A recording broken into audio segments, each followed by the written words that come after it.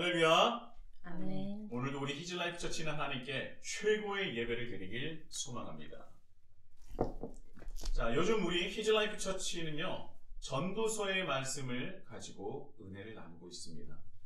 참 감사합니다. 전도서를 시작할 때 전도서가 어떤 말씀인지 제가 간략하게 말씀을 드린 적이 없던 것 같아서 정말 간략하게 말씀을 한번 드리도록 하겠습니다. 전도서의 저자는 솔로몬으로 보고 있습니다. 왜냐하면요, 전도서 1장 1절에 보면 다윗의 아들 예루살렘의 왕 전도자의 말씀이라 라는 말씀이 있기 때문이죠. 다윗의 아들이면서 왕이었던 사람은 솔로몬이 유일하기 때문입니다. 그런데요, 다윗의 아들도 알겠고 예루살렘의 왕도 알겠는데, 그렇다면 이 전도자는 어떤 뜻을 가지고 있을까요? 우리가 전도자라고 한다면 쉽게 생각할 수 있는 것이 바로 기독교의 교리를 전하는 사람, 전도하는 사람으로 생각할 수 있습니다. 당연히 그렇게 생각을 하시는 분들이 많을 겁니다. 그런데요, 여기서 나오는 전도자는 히브리어로 코헬렛입니다. 이 코헬렛은 모으다, 모이다, 동사 카할에서 유래한 것으로 집회의 공식 대변인, 설교자, 지혜문학 수집가, 격언, 금언 수집사, 조정자, 경험담 수집가 등은 이 많은 것들을 의미를 내포하고 있어요. 그러니까 전도하는 사람이기보다는 이 당시의 지혜를 격언들이나 금언들이나 자신이 했던 말들이나 아니면 어떻게 해서 귀한 그런 말씀들이 있다면 그것을 한데 모은 것을, 그리고 그것을 전하는 사람을 전도자라고 한다는 것입니다. 그래서 이 전도서는요, 어떻게 보면 기독교 교리를 말하기보다는 세상을 사는 지혜를 말하는 것처럼 느낄 때가 있습니다. 그래서 하나님을 믿지 않는 사람들도 전도서에 대해서 큰 거부 반응이 없어요. 거부감이 없다는 것입니다. 왜냐하면 보면 어떤 종교색이 있는 교리책이라기보다는 그냥 세상을 사는 지혜를 담은 것 같고, 아, 그래, 이렇게 살아야 되는 거지, 아, 내가 이렇게 생각해야 되는 거지, 아, 이렇게 사람들이 흔히 생각을 하는구나 라는 것을 깨달을 수 있는 말씀이라는 것입니다. 하지만 이 전도서는요, 세상을 사는 지혜를 품고 있지만 더 정확히는 하나님을 믿는 사람들이 세상에 나가서 어떤 마음을 가지고, 어떤 목적을 가지고, 어떤 방향성을 가지고, 어떤 모습을 가지고 살아야 하고 지내야 하는지를 말씀하고 있는 귀한 하나님의 말씀이라고 할 수 있습니다. 2주 전에 악인의 형통에 대해서 굉장히 격분해하는 전도자의 말씀을 우리가 나누지 않았습니까? 악인이 형통하는 것도 억울해 죽겠는데 악인은 죽어서까지 여타 다른 사람들에게 칭찬을 받더라. 그 모습을 보면서 전도자는요, 마음에 격분합니다. 그래서 그 말씀을 보면서 이 세상이 얼마나 깨어져 있는지, 그리고 깨어진 세상 속에서 그리스도인들은 그런 모습을 보고 어떠한 마음을 가지고 살아야 하는지를 은혜를 나눴던 것 기억하실 것입니다. 기억을 못하시는 분은 유튜브 그의 삶 교회를 치셔서 2주 전에 말씀을 들으시면 다시 한번 들으실 수가 있습니다. 저는요, 그 말씀을 준비하면서 다시 한번 악이 승승장구하는 이 세상을 제대로 볼 수 있었고요. 그렇다면 내가 어떻게 살아야 되느냐? 그리스도인으로서 악이 형통하고 악이 칭찬을 받는 이 시대에서 나는 어떻게 살아야 할까라는 고민을 다시 한번 했다는 거예요. 그 말씀을 2주 전에 여러분과 나눴었죠. 제가요, 이전에 섬기던 교회에서 어떤 분과 대화할 일이 있었습니다. 취업을 앞둔 분이었는데요. 이 봉사활동을 하러 가는 도중에 대화할 시간이 또 기회가 주어져서 이런저런 대화를 나눴던 기억이 있습니다. 그래서 제가 물어봤어요. 이제 취업을 준비하신다고 하길래 취업을 하면 무엇을 하고 싶으세요? 라고 물어봤더니 돈을 많이 벌고 싶다는 말씀을 하셨어요. 굉장히 솔직하다는 생각을 했습니다. 제가 전도사라는 걸 알고 있기 때문에 기독교적으로 당연히 대답할 거라고 생각했는데 그렇지 않고 돈을 많이 벌고 싶습니다 라고 말씀을 해주셨어요. 그래서 저는 다시 궁금했습니다. 왜 돈을 많이 벌고 싶으십니까? 라고 했더니 그분이 하시는 말씀, 예전부터 어려서부터 집안 사정이 좋지 않아서 커서 돈을 많이 벌어야겠다는 그런 생각이 가득했다는 거예요. 그래서 뭐 효도도 하고 싶고 하고 싶은 것 마음껏 다 하고 싶다는 그런 생각이 있어서 돈을 많이 벌고 싶다고 솔직하게 제가 저에게 말씀하시는 것을 기억합니다. 그래서 좀 이렇게 형편이 안 좋았는데 많이 불편했느냐 했더니 굉장히 많이 불편했다. 너무 힘들었다고 하시더라고요. 그렇다면 구체적으로 제가 다시 한번 물어봤어요.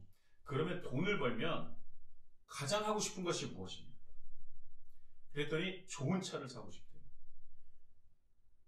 제가 이 정도 딱 되면은 그분이 성별이 어떤 분인지 아시겠죠? 네. 남자분입니다. 좋은 차를 사고 싶다고 하셨어요. 그리고 자기도 좋은 차를 몰고 싶지만 좋은 차를 부모님께도 사주고 싶다고 그런 말씀을 하셨습니다.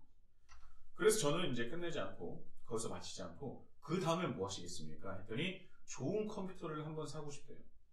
왜냐하면 이제까지 자기의 소유로 된 컴퓨터를 한 번도 가진 적이 없었고 늘 공부를 하거나 일을 할 때 그래서 참 어려웠었다고 합니다. 저는 그 대화가 너무 재밌어서 계속 물어봤습니다. 똑같은 질문을 계속했어요. 그랬더니 그 다음엔 집을 산다, 여행을 간다, 예쁜 처자를 만나서 장가를 간다, 계속 나왔어요. 그런데 그 대화 비슷한 똑같은 질문을 하는 그 대화가 5분도 안 돼서 모든 재료가 다 소진됐습니다. 하고 싶은 것이 5분 안에 다 끝나버린 거예요. 무엇을 하고 싶으세요? 무엇을 하고 싶으세요? 무엇을 하고 싶으세요? 물어봤는데 5분도 채 안 된 상황에서 하고 싶은 것이 다 끝났어요. 저는 그렇게 생각했습니다. 가장 가지고 싶어하는 돈을 가졌는데 하고 싶은 것을 말하는데 5분이 넘어가질 않습니다.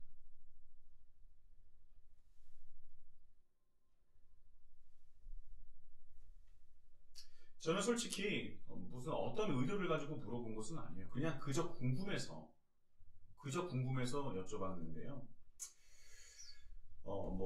그 가는 시간이 한 1시간 반 정도 걸렸었나? 그래서 그 시간이 봉사활동 하러 가는 시간이 무료하기도 하고 또 약간 어색한 분위기를 바꾸고 싶었기 때문에도 말씀을 드렸지만 묻다 보니 계속 더 궁금해지는 거예요.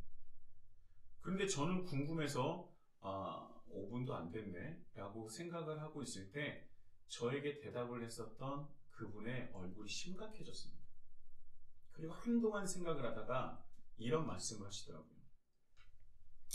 돈이 있으면 할 것도 많고 하고 싶은 것도 많을 줄 알았는데 솔직히 별게 없네요. 말하고 나니 자기도 놀랐습니다. 이거 뭐지? 라는 생각을 했다는 거예요. 돈이 있어서 돈을 정말 많이 벌어서 자기가 하고 싶은 거 모든 것 다 하고 만들고 싶은 거 다 만들고 자기가 이루고 싶은 거 다 이룬 다음에 그 다음에 뭘 하지? 그런데 그런 걸 다 총망라해봤더니 5분도 안 되는 거예요. 그분이 스스로 놀랐고 이게 뭐지? 라는 그런 질문을 스스로에게 던졌다는 겁니다. 그런데 그 만남에서는요 어떠한 결론을 내리지는 않았어요. 저조차도 준비도 안 됐었고 그분도 준비가 되지 않았습니다. 그런데 확실한 것은 그분이 이제까지 돈을 목적으로 살아갔던 자신의 삶의 의미에 대해서 다시 한번 생각하는 계기가 되었던 것 같습니다. 자, 여러분도 한번 생각해 보십시오. 그렇게 우리를 좋게도 힘들게 하던 그 돈이 정말 우리가 상상하지도 못할 정도로 나에게 주어졌을 때 무엇을 하시겠습니까?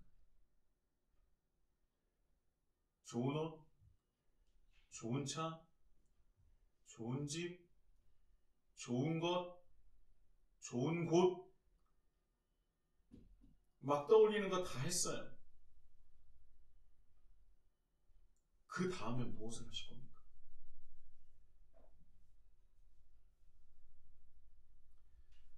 제가 이런 말을 하면요, 꼭 이런 말이 나옵니다. 하고 싶은 것 5분도 안 돼서 끝나도 좋으니 한 번만이라도 다 해보고 싶다. 네, 맞습니다.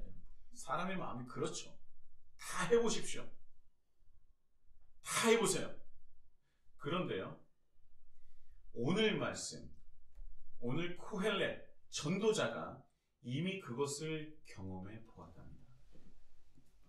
그는 왕이고 또 지혜자 중 지혜자였기 때문에 뭐 하나 부족하지 않았던 사람입니다. 그 당시 마음만 먹으면 모든 것을 할 수 있는 사람이었어요.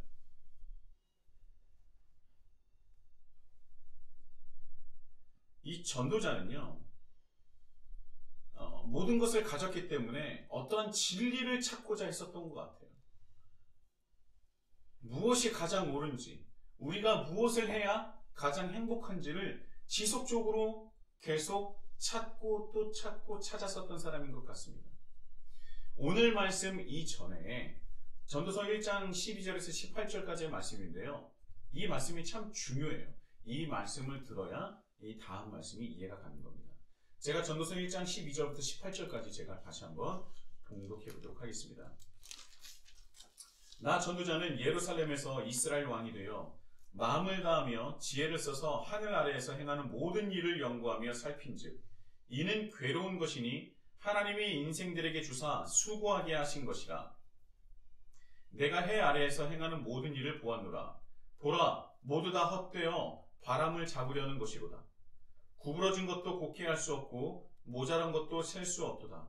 내가 내 마음속으로 말하여 이르기를 보라, 내가 크게 되고 지혜를 더 많이 얻었으므로 나보다 먼저 예루살렘에 있던 모든 사람들보다 낫다 하였나니 내 마음이 지혜와 지식을 많이 만나 보았음이로다.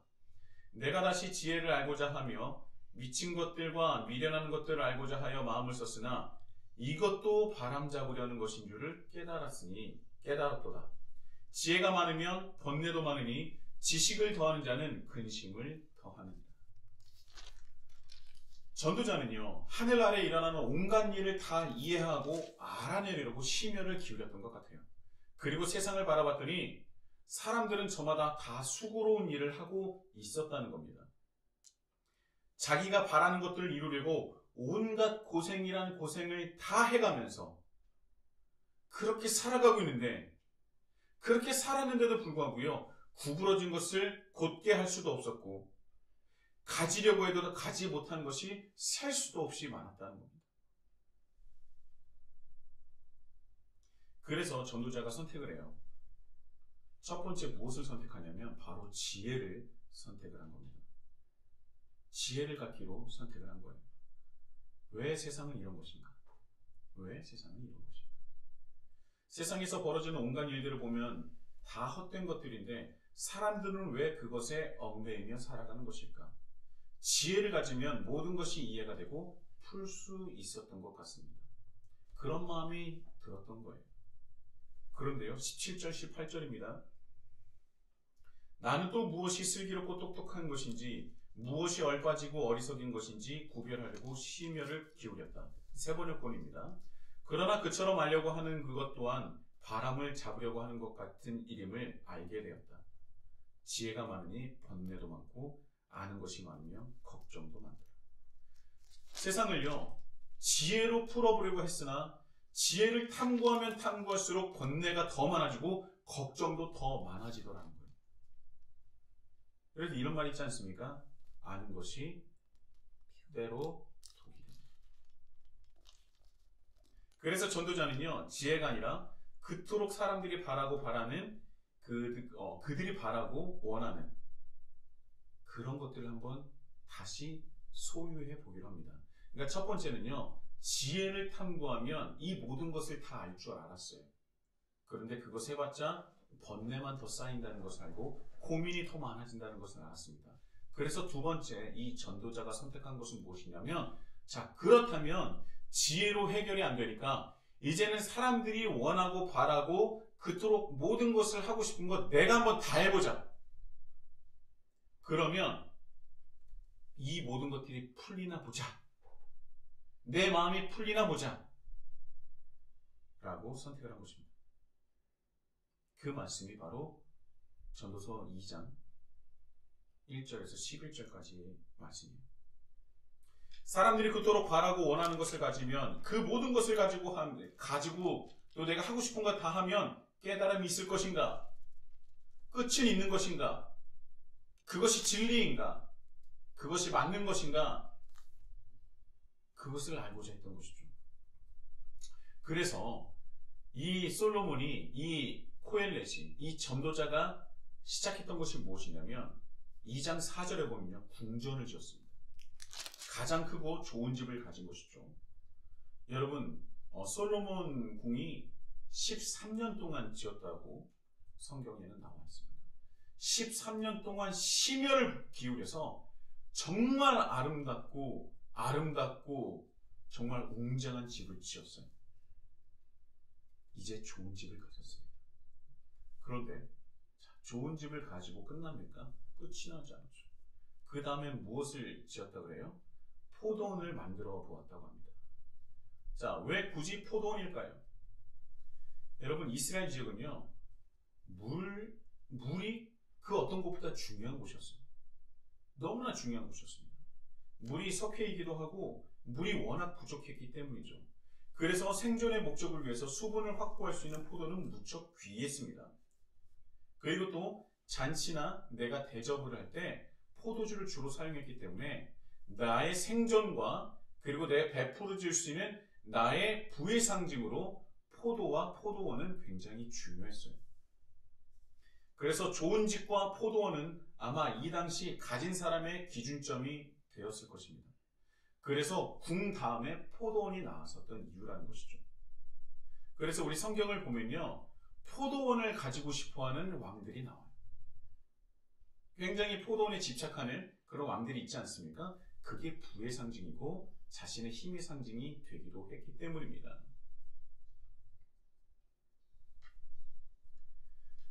근데 포도원뿐만이 아니에요. 5절에 보면 정원과 과수원을 만들었다고 하는데요. 자, 집만 가지고 있으면 됩니까? 포도만 있으면 되는 거예요? 아니에요. 정원도 있어야 되고요, 과수원도 있어야 됩니다. 그렇다면 이 정원은 무엇입니까? 히브리어로는요, 가노트예요. 그리고 이 과수원, 과원은 파르데심입니다. 자, 정원이라고 하면 우리가 떠올리는 그 정원 있죠? 그 정원도 많지만 이 정원이라고 하는 이 가노트라는 단어에는 어떤 뜻이 담겨져 있냐면 이스라엘 백성들만이 가지고 있는 자부심이 들어가 있는 단어예요. 그것이 무엇이냐면 출애굽 시절 그리고 또 광야 생활을 하면서 그들에게 가장 필요하고 소중했던 것은 다름 아닌 채소였습니다. 왜냐하면 그들은요, 광야 생활을 하면서 이 만나와 메추라기를 먹고 살았지 않습니까? 그럼 뭐가 부족했겠어요? 이 채소가 부족했겠죠. 그래서 약속의 땅, 하나님께서 약속하신 그 가나안 땅으로 들어갈 때 이집트와 광야 생활에서 내가 가질 수 없었던 것, 즉 약속의 땅에서 얻을 수 있는 것을 말할 때 채소와 채소밭을 주로 이스라엘 백성들이 언급했다는 겁니다. 그러니까 이 채소는, 이 채소밭은 이스라엘 백성들에게 있어서 하나님께서 약속의 땅에서 주신 것, 약속의 산물을 상징해요. 그러니까 하나님께서 나에게 약속의 산물인 이 채소를 이렇게 나에게 많이 주셨다. 그것이 어디에 있다고요? 정원에 있다는 겁니다. 그러니까 어마어마한 궁전 곁에 어마어마한 정원을 꾸며놓는 거예요. 그러니까 그 궁전에 들어가기 위해서는 그 정원을 지나갈 수밖에 없는데 그 지나가면은 뒤에 뭐가 있습니까? 하나님의 약속의 산물인 채소가 가득한 거예요. 우리는 막 예쁜 꽃 막 이런 걸 상상하는데 이스라엘 백성들의 이 정원에 채소가 많았다는 겁니다. 그것이 가장 아름답고 가장 경건하고 거룩한 거였었던 거예요. 재밌지 않습니까? 그래서 그런 정원을 꾸밉니다. 그리고 이 정원뿐만이 아니라 자, 여기서 이제 과원은 또 무엇이냐? 약속의 산물인 채소와 함께 크고 높은 나무의 그 울타리로 된 것을 말하는데요. 이 파르데심이라는 단어는 낙원을 뜻해요. 이 낙원을 뜻하는 단어인데 70인역에서는요 에덴 동산을 바로 파르데심이라는 단어를 사용했습니다. 가장 완벽한 것, 가장 아름다운 하나님께서 창조하신 것을 이룰 때 파르데심이라고 했어요. 예수님께서 십자가에서 함께 매달린 자들에게 말씀하셨던 오늘 내가 나와 함께 낙원에 있으리라, 이 말씀도 파르데심입니다. 그리고 우리가 잘 알고 있는 파라다이스가 바로 이 파르데심에서 유래되었다는 것이죠. 그러니까 호화스러움의 끝판왕이 바로 전도자가 만든 궁전과 포도원과 그리고 동산과 정원과 과원인 것이죠. 그리고 여기서 끝나면 좋지만 여기서 또 끝이 나지 않아요. 여러분, 그런 정말 높은 나무들과 채소를 기르기 위해서는 끊임없이 무엇이 필요합니까? 물이 필요하죠. 그래서 그 물이 귀한 곳에서 저수지를 한두 군데 만든 것이 아니라 어마어마한 저수지를 지속적으로 만듭니다. 그리고 그럼 몸만 만들면 뭐합니까? 이 채소를 기를 수 있는 사람, 이 정원과 이 파르데심을 가꾸고 유지할 수 있는 사람이 필요하잖아요. 그래서 뭐예요? 종들을 계속, 필요한 인력들을 계속 불러들이는 겁니다. 빠짐없이 계속 채웠다는 거예요.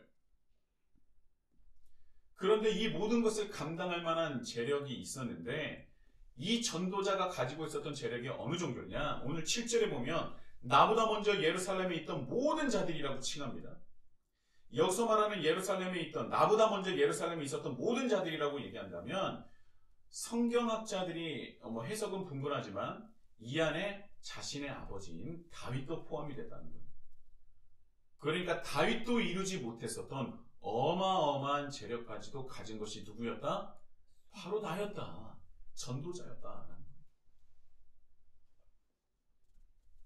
근데 이제 아버지보다 다윗보다도 내가 돈이 많다라고, 재력이 많다라고 말할 수 없으니 어떻게 표현하느냐? 굉장히 고상하게 나보다 먼저 예루살렘에 있던 모든 자들이라고 칭한 거죠. 돌려서 말을 하고 있는 거예요. 한마디로 내 아버지 때보다도 내가 훨씬 더 잘 살고 가진 것이 많다라고 말을 하고 있는 거예요. 그래서 이 물질적인 것, 눈에 보이는 것, 이 모든 것들은 다 했습니다. 그렇다면 뭐가 다시 시작돼요? 이 모든 것을 다 해본 대로 다 해봤기 때문에 이제는 8절, 이제 육신의 쾌락으로 빠지게 되는 겁니다. 이 육신의 쾌락에도 절정에 다다랐음을 말하고 있어요. 수많은 남자들이 그렇게 원하는 정말 아름답고 많은 수의 처첩을 거느렸다라고 얘기하죠.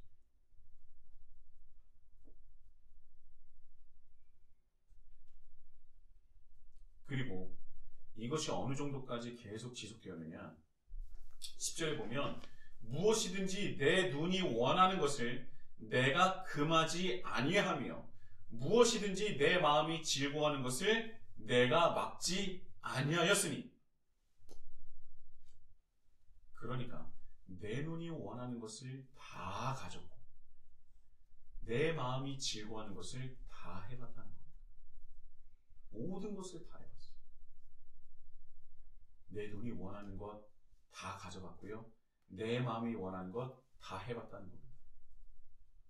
근데 이 모든 것을 다 가지고 해봤는데 좋다 안 좋다? 좋았어요 안 좋았어요? 좋았다. 네, 좋았다고요. 모든 것을 봤을 때 자랑스러웠다고. 참 잘했다. 참 잘했다. 이것은 내가 수고하여 얻은 나의 몫이다.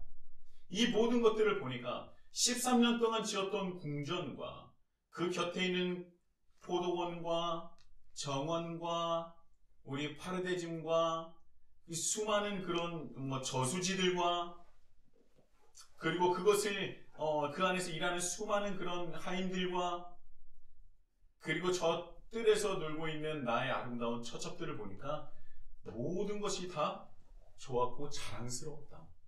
즐거웠던 거예요. 내가 수고하여 얻은 나의 몫이다.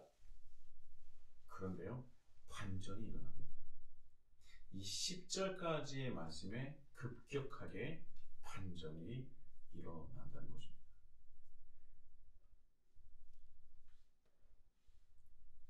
11절입니다. 그러나 내 손으로 성취한 모든 일과 이루려고 애쓴 나의 수고를 돌이켜보니 참으로 세상 모든 것이 헛되고 바람을 잡으려는 것과 같고 아무런 보람도 없는 것이었다. 자, 모든 것을 다 가지고 다 해봤는데, 그리고 그것을 다 해봤더니 가져봤더니 뿌듯하고 자랑스러웠기도 했었는데, 기쁘고 즐거웠었는데, 궁극적으로는 그 안에는 무엇이 없어요? 아무런 보람이 없었다는 것입니다. 이 보람이라는 단어는 세 번역에서 나와 있어요. 개역개정에서는 이익이라고 나와 있습니다. 우리는 당연히 지금의 모습보다 내일의 모습이 조금 더 나아지기를, 조금 더 많은 것을 가지기를, 또 많은 것을 이루기를 원하는 겁니다. 저는 그것이 지극히 당연하고 자연스러운 일이라고 생각을 해요.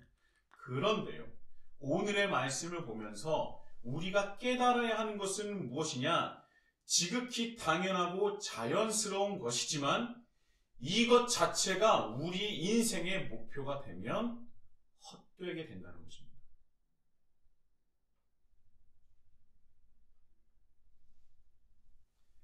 좋을 수 있습니다. 자랑스러울 수 있어요.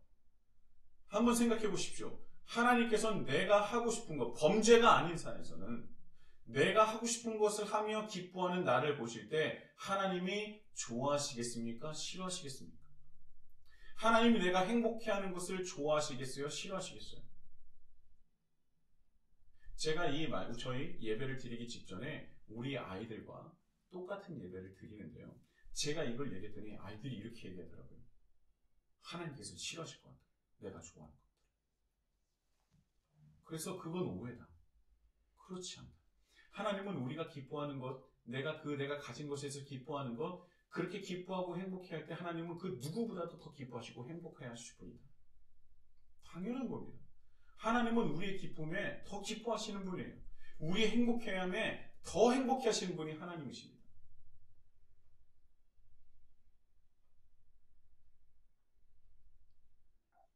하나님은 그런 것을 싫어하시는 분이 아니에요. 다만 그것을 위해서 살아가고 그것을 목적을 위해서 살아가는 자들에게 위험하다라고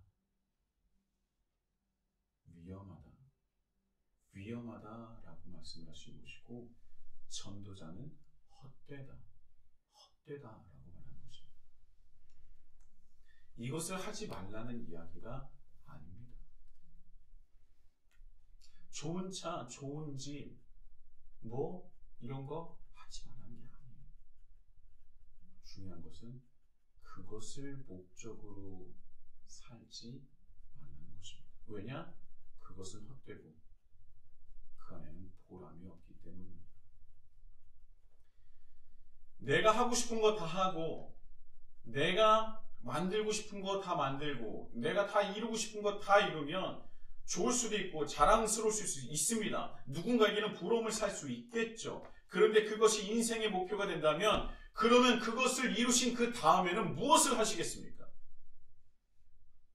더 큰 것, 더 좋은 것을 찾으면서 내가 잃었던 모든 것을 팔아도 살 수 없는 인생을 허비하실 것입니까?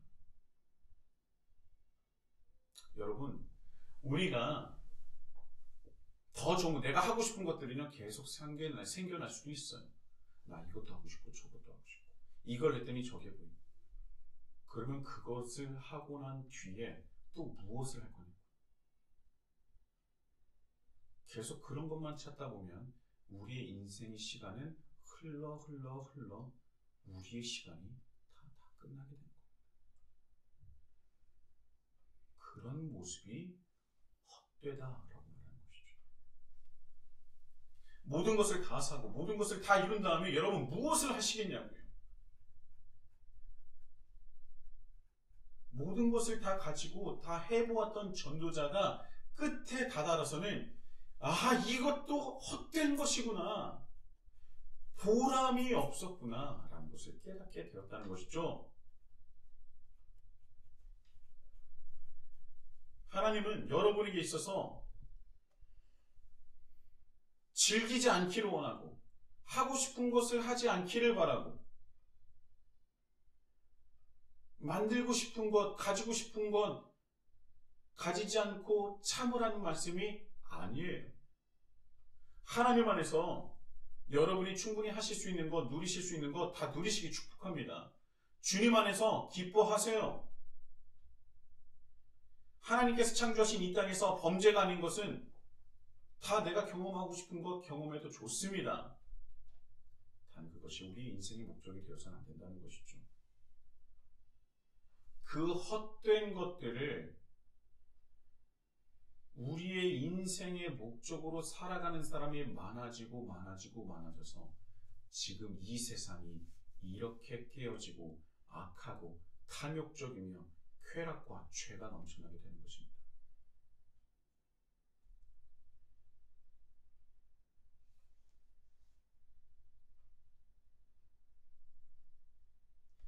우리 인생의 목적은요, 즐기는 것과 가지는 것에 있지 않습니다. 우리의 인생의 목적은요, 하나님과 하나님 나라 확장이 있다는 거예요.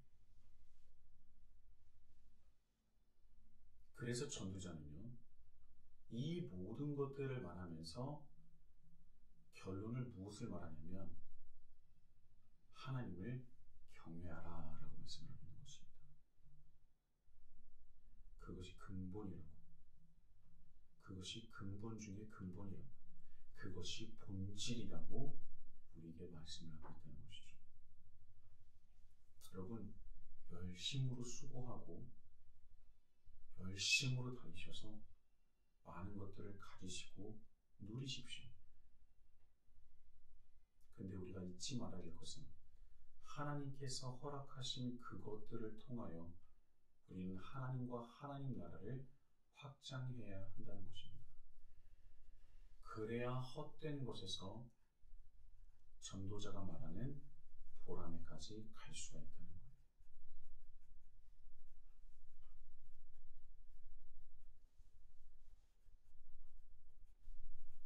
우리가 정말 수고하여 얻었던 것, 우리가 정말 열심으로 이루고자 했던 것, 내가 열심으로 가지려고 했었던 것, 그것은 하나님께서 우리에게 맡겨주신 것으로 하나님과 하나님 나라를 위하여서 그 확장을 위하여서 우리에게 허락하신 것이라는 겁니다.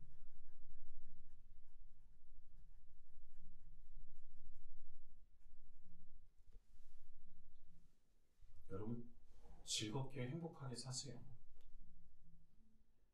행복하셨으면 좋겠습니다. 여행도 가세요. 하실 수만 있다면 좋은 집도 사세요.